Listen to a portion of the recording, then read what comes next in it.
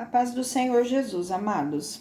Eu resolvi gravar hoje para vocês com relação ao cuidado de Deus para conosco.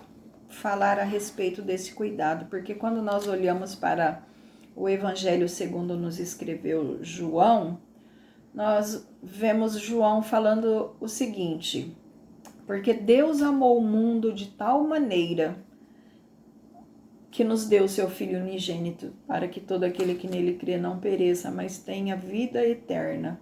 Então, analisando este cuidado de Deus para conosco, porque Deus amou o mundo de tal maneira, Deus amou a humanidade de uma forma que ninguém consegue explicar. E baseado neste cuidado e neste amor de Deus para conosco, eu fico olhando assim para o livro de Salmo, quando eu vejo o salmista Davi nos revelando este amor de Deus nos mínimos detalhes. Quando eu olho para o Salmo de número 34, no verso de número 13, ele fala que os olhos do Senhor repousam sobre os justos na terra e os seus ouvidos estão atentos ao nosso clamor. O mesmo Salmo de número 34, o verso de número 19, diz que muitas são as aflições dos justos, mas o Senhor de todas o livra. Quando nós olhamos para o Salmo de número 37, verso de número 25, ele nos diz dessa maneira: fui moço, hoje sou velho, porém eu nunca vi um justo desamparado, e nem a sua descendência mendigar o pão. O Salmo de número 40, verso de número 17. Eu sou pobre e necessitado, porém o Senhor cuida de mim. O salmista Davi revelando o cuidado de Deus para com ele, o cuidado de Deus para conosco. Eu sou pobre e necessitado, porém o Senhor cuida de mim. Então, analisando todo esse cuidado de Deus e olhando para dentro aqui do livro de Ruth, que são apenas 4 capítulos, eu vou expor para vocês um pouco mais a respeito desse cuidado. Porque quando nós abrimos o livro de Ruth, nós vemos o primeiro versículo: nos dias em que julgavam os juízes, houve fome na terra. E um homem de Belém de Judá saiu a habitar na terra de Moabe com sua mulher e os seus 2 filhos. Então, no tempo ou no período em que julgavam os juízes. Então, a gente vê que Moisés ele foi no Egito, ele tirou o povo de lá, né? Ele caminhou com esse povo durante 40 anos no deserto. Agora este povo entra na terra prometida, só que agora sob a liderança de Josué, e o tempo passou e Josué já era morto. O tempo dos juízes aconteceu.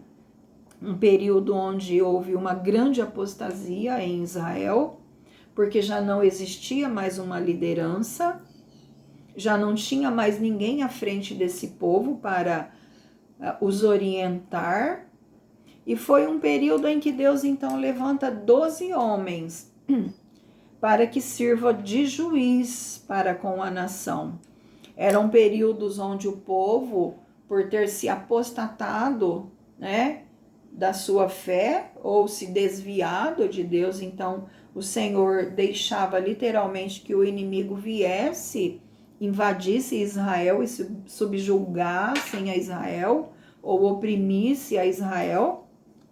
Houve uns períodos muito longos, outros mais curtos, por exemplo, no período de Sansão, quando Deus ele levanta Sansão para livrar a Israel, nós vemos que Israel era cativo e era subjugado, era oprimido pelos filisteus durante 40 anos.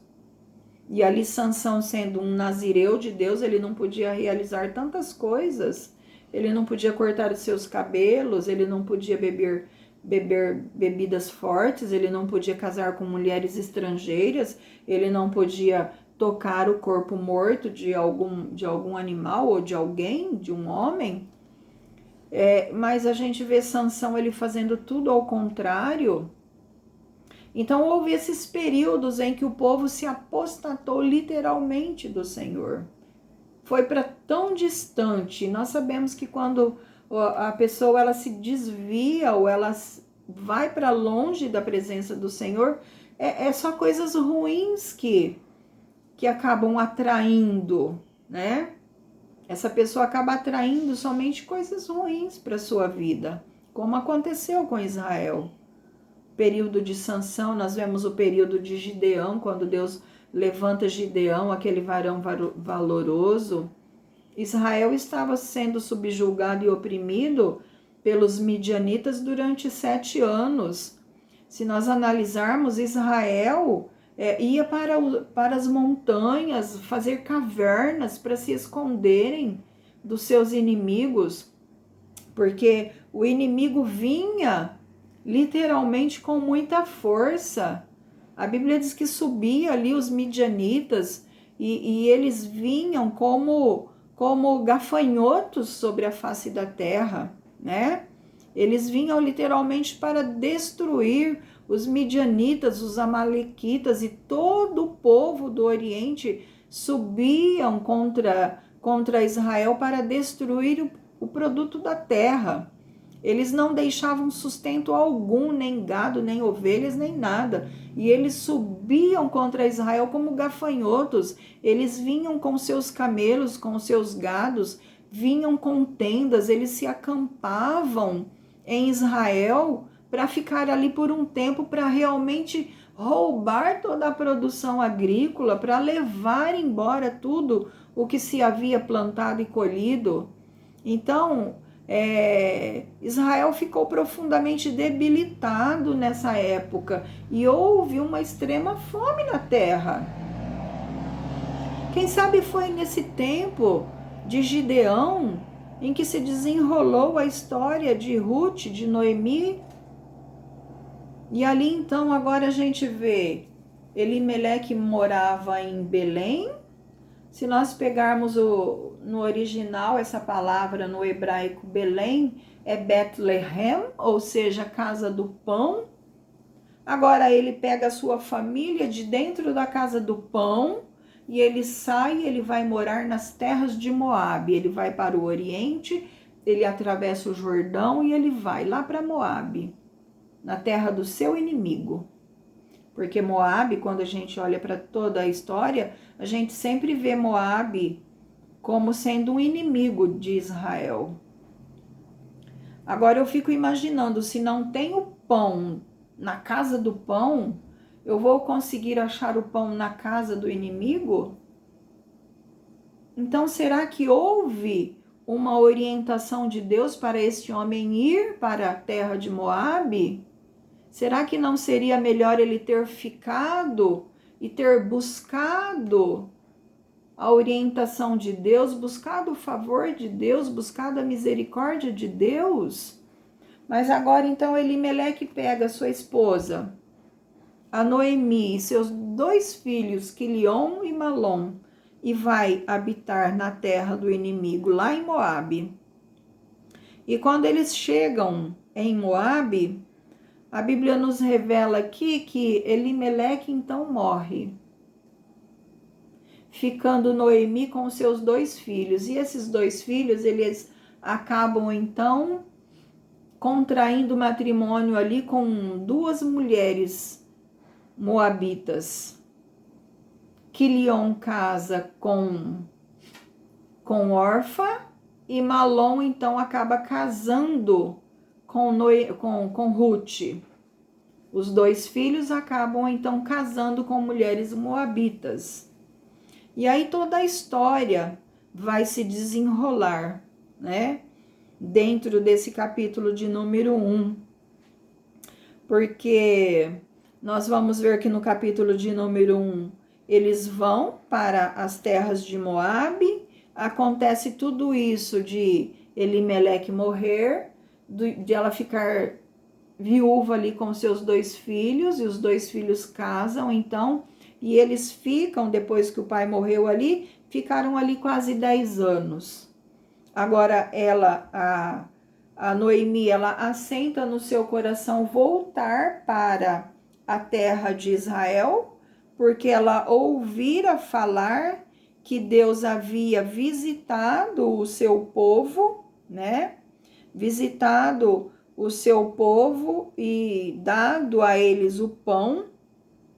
Então ela resolve voltar, né? Voltar para a terra de Israel. Voltar então para a terra do pão, a casa do pão, que era Belém.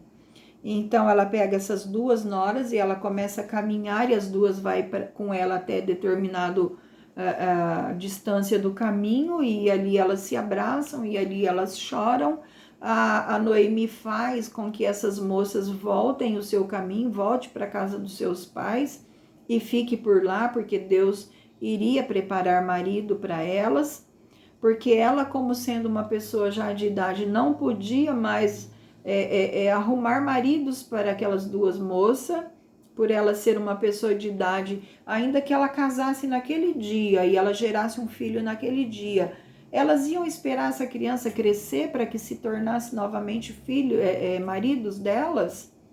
Ela está nos apontando aqui para uma lei de Israel, que era a lei do levirato. Quando uma mulher ficasse viúva, sem filhos, o irmão mais novo do falecido tinha que tomar aquela mulher, se casar com ela e dar descendência àquele que tinha sido morto, né, o falecido.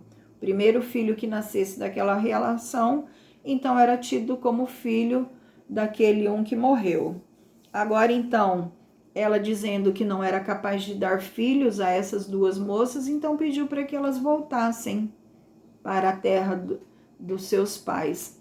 E com essa lei do levirato, a gente vê o cuidado de Deus para com as mulheres, né? A fim de não deixar essas mulheres desamparadas. O Senhor permitia que o irmão mais novo do falecido casasse com ela e suscitasse então descendência para aquele homem morto, porque esse filho cuidaria dessa mãe. E isso é maravilhoso demais, né? Então ali com tudo isso o Senhor preservava então a descendência e a continuidade do nome do falecido e também da sua herança, né? Isso tudo está em Deuteronômio, lá no capítulo de número 25, a lei do levirato. Então, no capítulo de número 1, a gente vê o Elimeleque indo com a sua família, e aconteceu tudo o que aconteceu. Ele faleceu, os dois filhos se casaram, depois eles acabaram, então, os dois meninos lá acabaram morrendo também. Agora Noemi, ela volta, e ela volta simplesmente somente com a Ruth, porque a órfã, ela voltou para a casa dos seus pais, para os seus deuses, para tudo aquilo que antes já era dela, ela voltou para lá. Beijou a sua nora, a sua sogra, chorou com ela, mas acabou voltando. Agora, a Ruth não, a Ruth ela foi diferente. Ela disse para Noemi, né? Não me inste para que te deixe e me obrigue a não te seguir, porque onde quer que fores, irei eu, e onde quer que repousares, ali repousarei eu. O teu povo é o meu povo, e o teu Deus é o meu Deus. Onde quer que morreres, ali morrerei eu e serei sepultada. Faça-me o Senhor o que bem lhe aprouver. Se outra coisa, que não me seja a morte que me separe de ti. Então ela dizia, faça o Senhor como bem lhe aprouver, se outra coisa me separar de ti, além da morte. É só a morte que vai me separar de você, não tem como, eu não vou te deixar. E aí ela então seguiu para Israel com a sua sogra.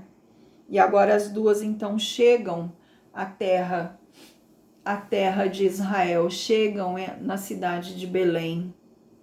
Capítulo de número 1, a gente vai ver desenrolando toda essa história. No capítulo de número 2, nós vamos ver ali que Ruth vai rebuscar espigas. Por quê? Porque elas eram pobres, elas não tinham com que se sustentar. Agora, ela vendo a necessidade da sogra, ela se apresenta como uma pessoa que vai cuidar daquela mulher. No capítulo de número 1, a gente já vê o encontro de Noemi com essa grande mulher chamada Ruth, que Deus proveu para cuidar dela. Aqui, no capítulo de número 2, literalmente ela vai cuidar de Noemi. Ruth, então, ela vai para os campos buscar a provisão, o alimento para sua sogra.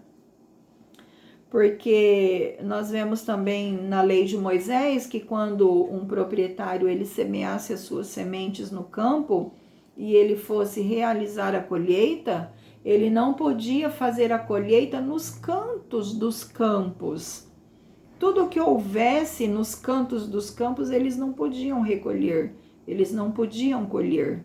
E quando havia então a colheita e se caísse alguma coisa dos cestos pelo caminho, ou seja, as espigas de milho, ou seja, os feixes de cevada ou qualquer outro material ou qualquer outra plantação, tudo que caísse durante essa colheita não era para voltar atrás para buscar esse produto, era para deixar lá no campo, que era para os pobres da terra.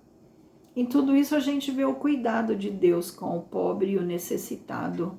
E assim, a Noemi, sabendo dessa lei, ela foi rebuscar espigas nos campos. E ela acaba, então, casualmente, a Bíblia fala casualmente, a minha tradução fala assim, casualmente ela entrou no campo de Boaz para rebuscar essas espigas, né? E ali, então, no capítulo de número 2, ela tem um encontro com Boaz.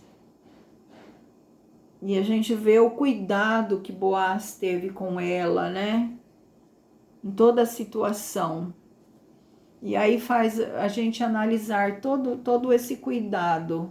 Deus, ele deixava a plantação dos cantos dos campos para o pobre da terra. Se a gente analisar um pouquinho mais profundamente, quando o povo entra na terra de Canaã, eles tinham que contar 6 anos. No 7º ano, era o ano do descanso da terra.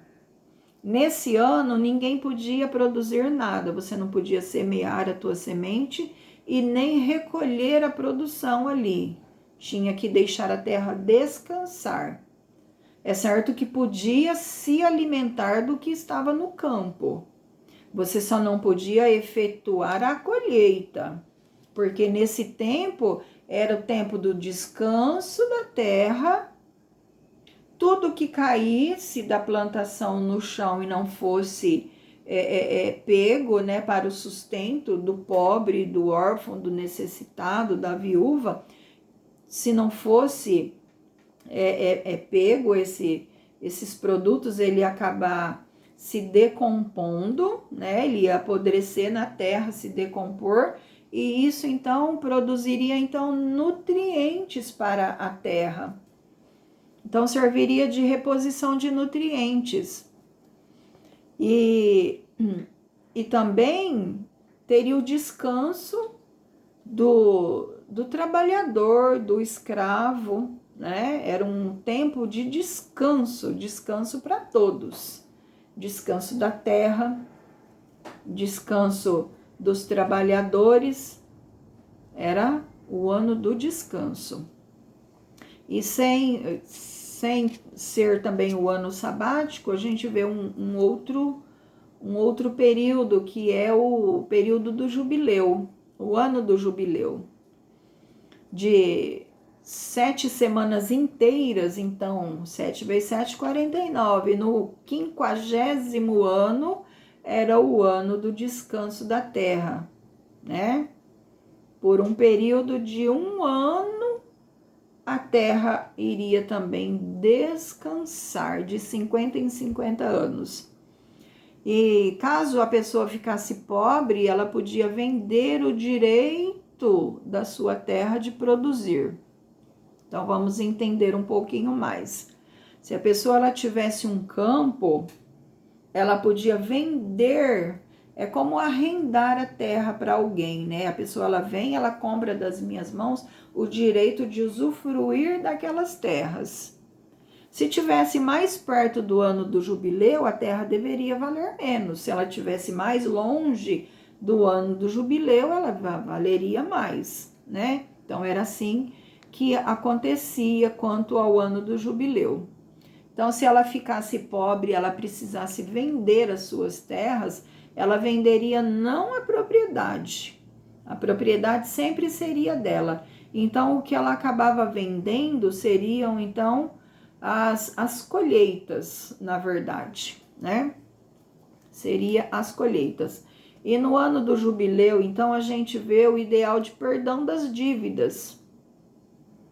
A pessoa ela vendia aquele tempo para recolher então a produção ou as colheitas, e chegando no tempo do jubileu, essa propriedade voltava então para as mãos do antigo dono ou do dono original, do proprietário original das terras. E era um tempo de dívidas, de restituição de propriedades, né, de libertação dos oprimidos, libertação dos escravos, enfim, era o reestabelecimento da justiça. O ano do jubileu era o ano do reestabelecimento da justiça. Tudo voltava ao seu princípio original. A terra voltava ao seu princípio, né? Ao seu dono. Os cativos eram libertos, aquele que tinha se vendido como escravo, porque ele empobreceu e ele não tinha como pagar o seu credor, ele ia lá e ele se oferecia como escravo. Mas no ano do jubileu havia então essa libertação. Os escravos, né? Eles eram libertos da escravidão. Era um tempo de reestabelecimento da justiça. Agora, então, quando nós olhamos para o livro de Ruth, nós vemos que Elimeleque, então, vendera as suas terras. Ele era proprietário daquelas terras, ele vendeu, e ele foi para os campos de Moabe, foi morar lá. Aí, no capítulo de número 2 ainda, a gente vê o encontro de Ruth com Boaz, né? E Ruth, ele encontra tamanha graça diante dos olhos de Boaz, que ele assenta então no seu coração o cuidar daquela mulher, o cuidar dela. E aí Noemi lhe diz algo que ela acaba, né, gostando demais, porque Noemi, ela diz para Ruth que ele era um dos resgatadores da terra. E no capítulo de número 3, Noemi instrui Ruth, então, a ir até a eira atrás de Boaz, cobrando dele o direito ao resgate por ser o resgatador mais próximo, ou seja, o parente mais próximo. Então, a Ruth, ela tem a instrução da sua nora, de que Boaz era um parente próximo, que ele poderia servir de resgatador, ou seja, ele ia resgatar. O resgate era antes do tempo do jubileu chegar. Se a pessoa ela queria sua terra de volta, ela tinha que ir lá e pagar para quem havia pagado o direito de usufruir aquela terra. Então, tinha que pagar para que ela conseguisse novamente as terras de volta. Ou ela teria que esperar o ano do jubileu, quando essa terra voltaria para ela. Agora, Boaz, sendo um parente próximo, a ele era dado o direito de resgatar essa propriedade. É por isso que a Noemi, ela instrui a Ruth a se banhar, a se ungir, a colocar os seus melhores vestidos e descer a eira, onde se guardava então a plantação.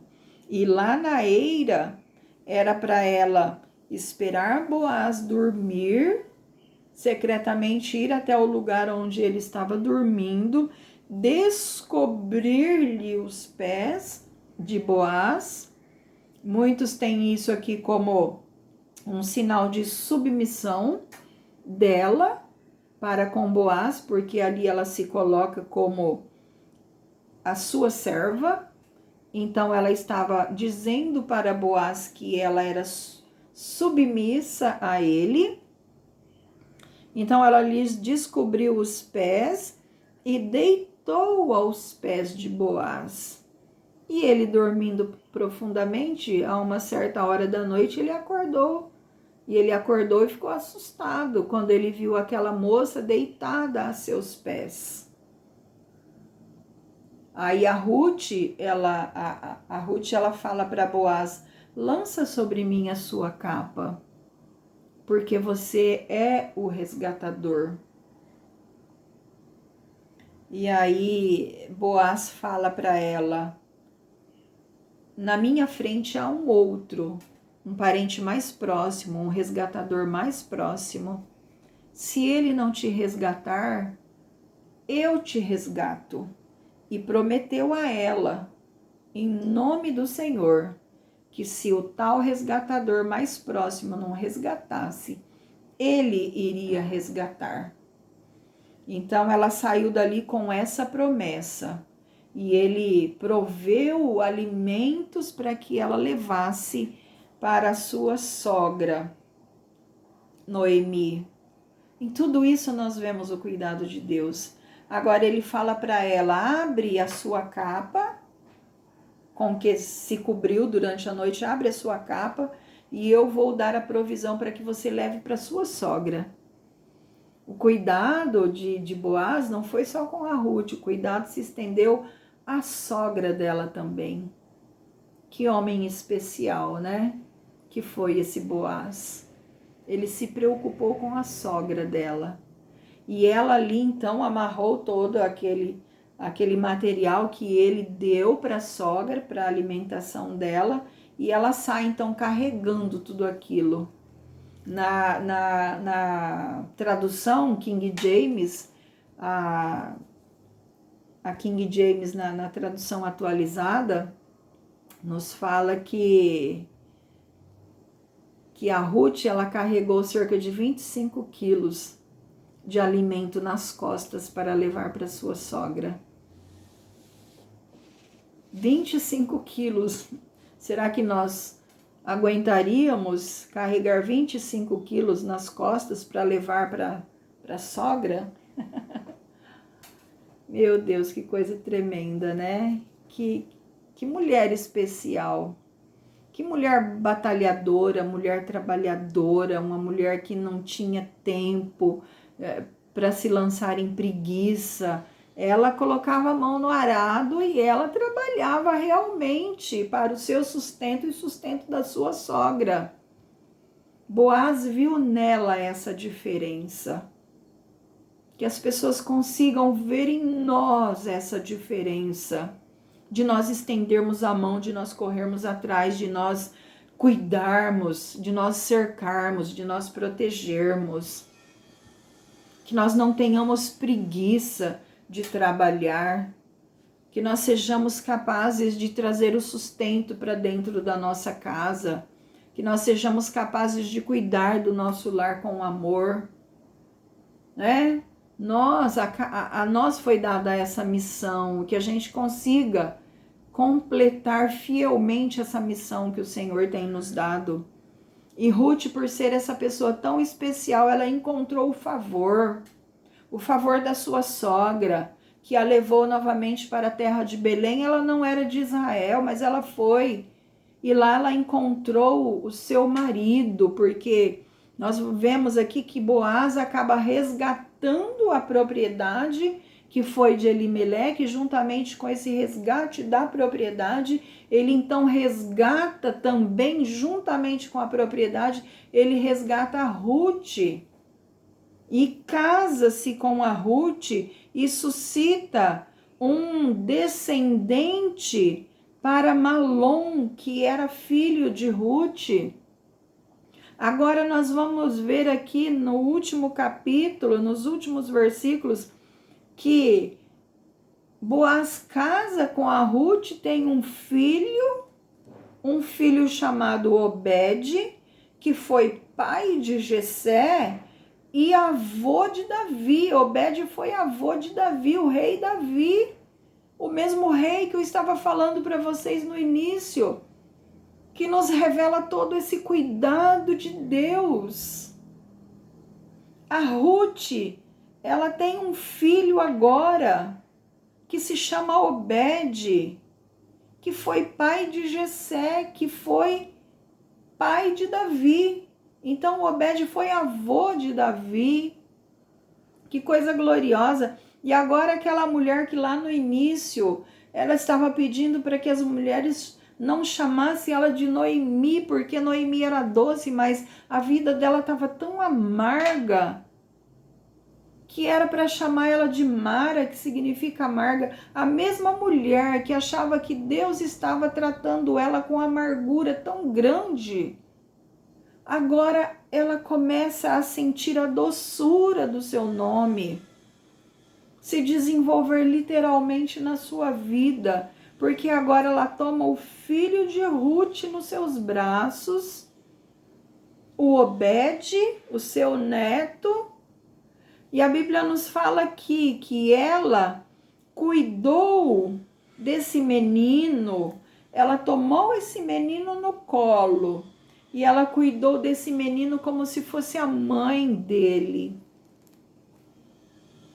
E as mulheres disseram então para Noemi: seja o Senhor bendito, que não te deixou hoje de te dar um neto, que te será o teu resgatador, e será afamado em Israel o nome dele. Ele será restaurador da tua vida e o consolador da tua velhice, pois tua nora, que te ama, o deu à luz, e ela te é melhor do que 7 filhos.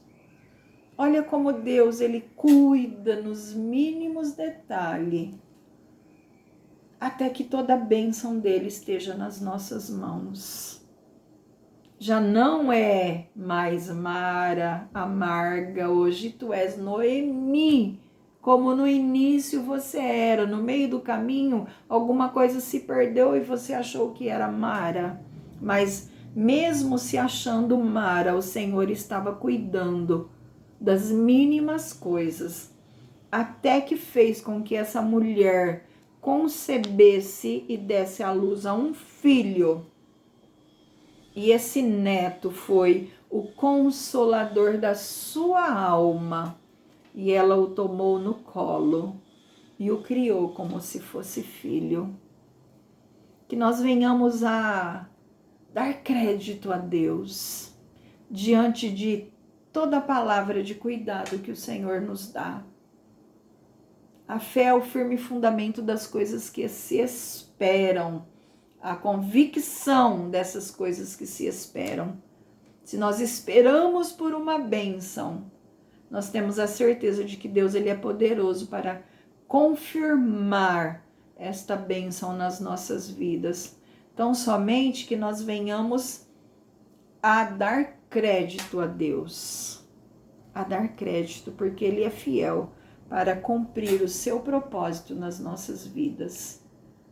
Que Deus abençoe tremendamente a sua vida, amado, e que ele continue a cuidar de você nos mínimos detalhes. Amém?